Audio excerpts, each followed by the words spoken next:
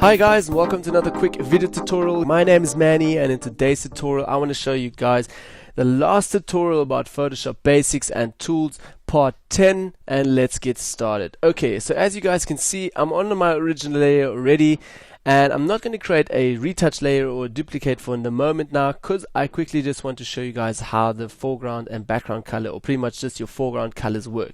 So at the moment we've got white as foreground and black as a background. So if I'm going to select my brush now, like I showed you in the brush tool, how to work with the application menu here at the top.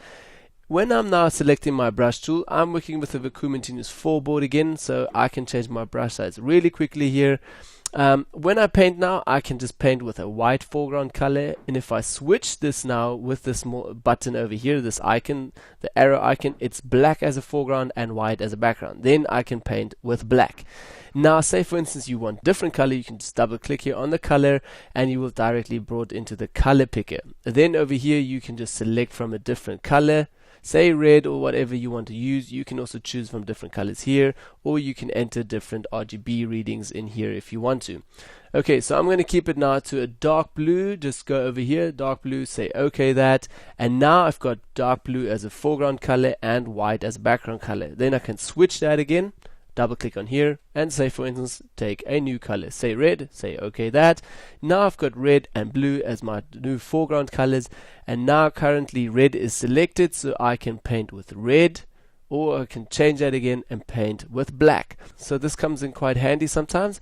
If I also want to change that again, I can just press X really quickly to just either paint red, blue, whatever, so it's just like another shortcut. If you press D, that changes again to black and white foreground color, and you're back to the standard settings. Okay, so that's pretty much how I work with my foreground colors. Then I'm just going to fall back here in my new make layer in the history panel. Okay, and on my original layer, now I'm going to create a quick duplicate. Just going to rename that to retouch.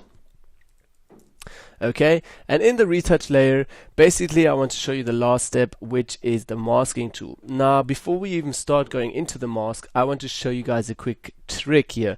Double click onto the masking tool and you will be directly brought into the quick mask options. So either you can say color indicator is mask my areas, the mask areas, or the selected areas. So I want to keep it to selected areas. I want to have my color at a red and 50% opacity. So if I'm going to say okay now, with my brush again, just make my brush a little bigger. For those of you who don't have this Continuous 4 board, you will have to go up here to the top and just select your brush size over here.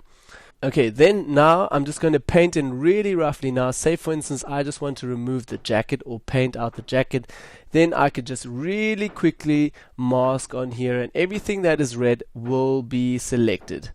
So I can just really quickly do that and do it very roughly if I want to, quickly like that. Okay, and even a little bit more, and that's it. And if I'm going to go out of that now, I've created a nice selection around that already. So on my retouch layer, I do have a new selection really quickly and easy. But to be honest with you guys, this is not a good way of doing it. I would rather use the lasso tool or the pen tool to create a nice perfect selection to cut things out, and then obviously feather that a little bit. Okay, yeah, so I can just press Command D again. If I want to, I can press Q and you directly get into this mode, in the quick selection mode. So let's press Q again, so we're in it. Now I can paint really quickly, press Q, and I'm out of that again. Press Q, I can see it, out of it again. So if I'm like doing a lot of selecting, then I can press Q, do paint a little bit, press Q, okay, I still need to paint a little bit, then paint over here, press Q, okay, good, press that. So maybe you even painted too much. Now how do you get rid of that again? That's pretty easy actually. You can just press your different foreground colors over here, and then with white you can just deselect that whole area again. So it's pretty easy working with this as well. Black you painting in, white you painting out. Press Q and you can see your whole selection, and you're obviously on a new layer already, so then you can use your whole selection. Never do it on your original layer, because then obviously if you say delete now, you will directly have deleted all the data you have there. Okay, So I hope this quick tutorial helped you guys to understand how to work with the quick selection mask. Please work way more with this and try it out, try different layers and try to work a little bit with this. Okay, so that was my quick tutorial on Photoshop and Basics part 10. I hope you guys are all ready for the next few upcoming tutorials. They're going to be way more advanced. My name is Manny. Thank you guys for watching and see you soon. Bye bye.